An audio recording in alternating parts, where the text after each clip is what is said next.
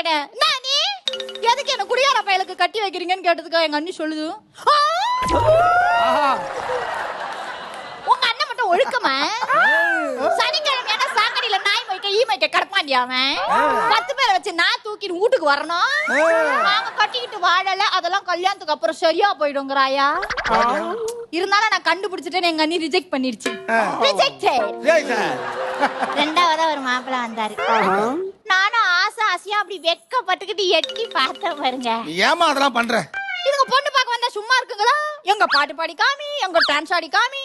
சரி நமக்கு தான் பாடவும் வரும் ஆடவும் வருவோமே, ஒரு ஆட்டத்தை ஆடி பார்ப்போம்னு எங்க அண்ணி சொல்லி கொடுத்தாங்க ஒரு பாட்டு. ராஜாவின் பார்வைதான்